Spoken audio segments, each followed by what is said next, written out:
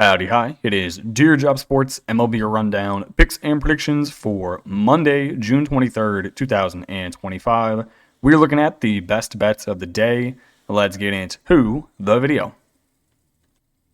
All right, first things first, we got to take a look at the previous day's results. We go 4-4, pretty boring, bringing our season record to 288 and 304. I'm going to recap these games real quick, then we'll get on to the picks for tomorrow. Game number 1, Brewers plus 125 on the money line. That's a winner. They win the game 9-8. A ridiculous amount of hits in this game. 35 total hits. Brew Crew 17 hits, Minnesota 18 hits.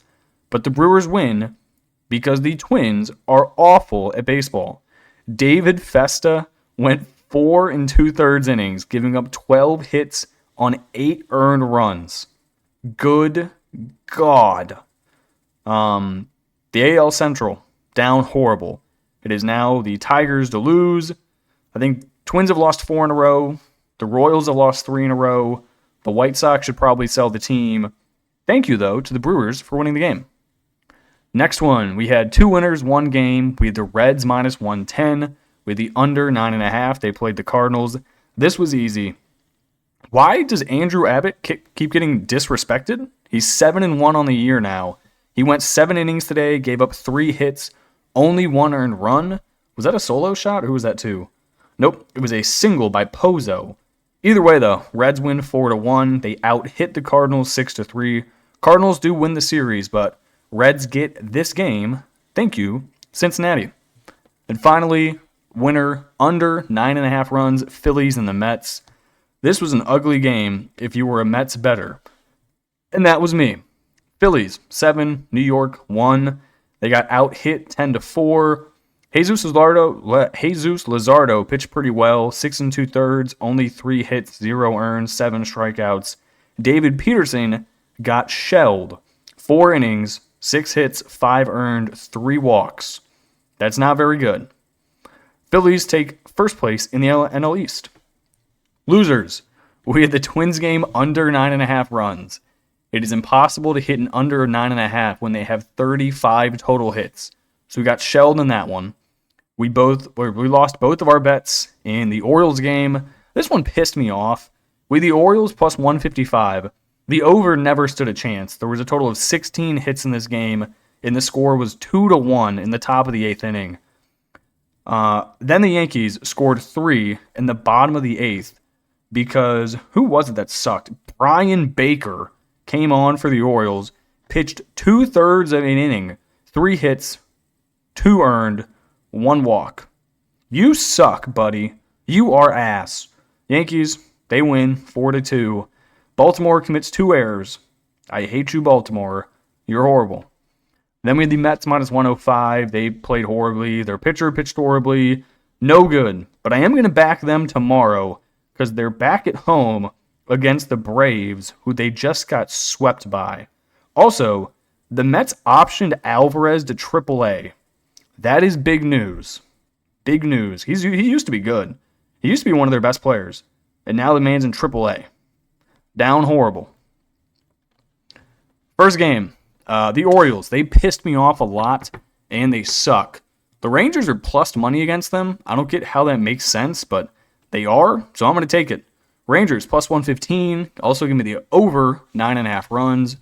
Rangers have Patrick Corbin on the mound, 4-6, 3.91 ERA. Going up against Trevor Rogers, 0-0 with a 3.12 ERA. The Orioles are very bad. That's the main angle here. They lost 2 in a row. They just lost a series to the Yankees, 16-19 at home. The Rangers, 6-4 in their last 10, 15-24 on the road. I actually don't mind Patrick Corbin this year. Hasn't had the best recently, but earlier in the season, this man was cooking with gas. His most recent starts, he's gone 5 innings, 8 innings, 5 innings, giving up 4-3, 2-2, 3-3, 2-1, 2-2. He hasn't given up more than 5 runs in a single start.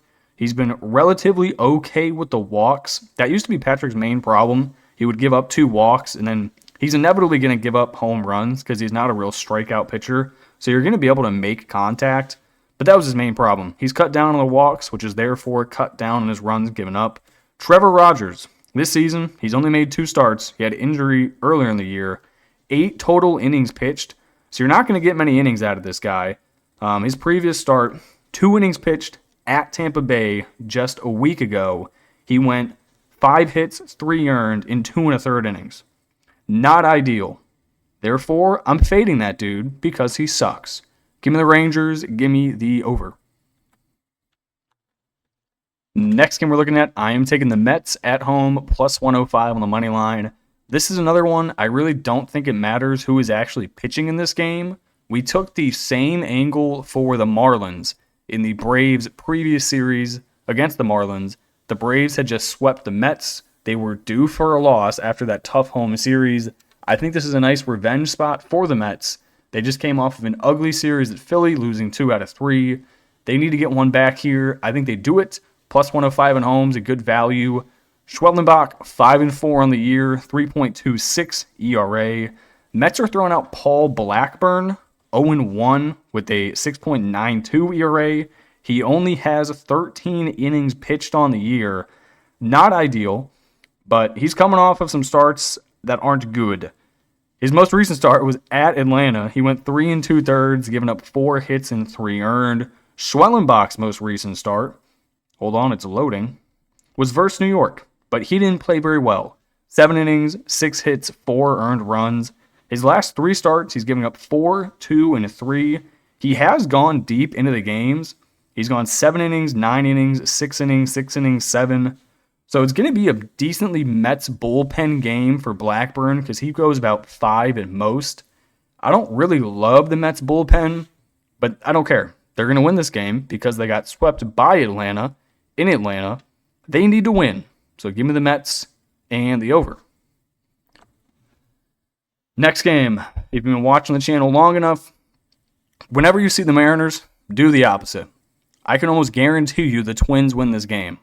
But I am going to bet the Mariners minus 120 and be pissed off when they lose this game like 2-9. Mariners, Brian, woo, on the mound, 6-4, 3.12 ERA. Twins, Bailey Ober, 4-4 with a 4.54 ERA. This is purely a fade of the Twins. We faded them the entire series against the Brewers. They lost every single game. The Twins have been atrocious. They are 1-9 in their last 10 games. 1-9. They're now, I think, 10.5 games back of the Tigers. Mariners, they've been playing okay. 2 games over 500 on the year. 6-4. They're coming off, I think, of a winning series against the Cubs. I'm like 90% sure they beat the Cubs. Yep, they took 2 out of 3 in Chicago. Their bats have been on fire. Their series at Chicago, they scored 9, 7, and then 14 runs. Shout out to Cal Raleigh, as much as it pains me to say it, 30 home runs so far already this season. That is a stupid number, not to mention Bailey Ober coming off of a start, was it 2 starts ago? Nope, he's getting shelled in all of his starts. Most recent start at Cincinnati, 5 innings, 9 hits, 4 earned. The start before that against Texas, 4 innings, 6 hits, 7 earned. The start before that at home against Toronto, 7 innings, 5 hits, 5 earned. He's already seen Seattle this year. He only went 4 innings, giving up 6 hits and 2 earned runs. This dude is about to get shelled. Give me the Mariners minus a short number. Give me the under 8.5 runs. Final game. This line kind of surprised me a bit. Diamondbacks are only minus 130. I really don't care who is pitching for their White Sox, just based on how bad their offense is. I want you to take a look at the bottom half of their lineup. Those are some egregious numbers to be hitting in the majors. Yes, the Diamondbacks don't have a good pitcher on the mound. It's Eduardo Rodriguez, the dude they paid way too much money for to have almost a 6 ERA. But I don't think the White Sox are going to be able to hit the ball for shit. You know the Diamondbacks are one of the best lineups in the league. I don't think they're going to have Corbin Carroll for this series. He's still out with he got hit in the hand like 3-4 days ago, and he's been out since. But you got Ketel Marte, you got Perdomo, you got Suarez. Josh Naylor's in there, but I didn't put him in because he didn't play the previous day. Vargas, you got Smith. every once in a while, Tim Towell will just go deep. It's like, okay, sure. I think this line is too short. I would have taken the D-backs all the way up to like minus 160. So minus 130 sounds good to me. Also, give me the over, 8.5 runs. I could see a D-backs 8-3 victory. So give me the D-backs, give me the over. All right, that is going to do it for me in this video. As I record this, the Sun and the Valkyries game is ending. Good God. The halftime score was 59-32, and they didn't hit the over. The WNBA is painful some days. Okay, that's it. Thanks for watching, and I'll catch you in the next one. Peace.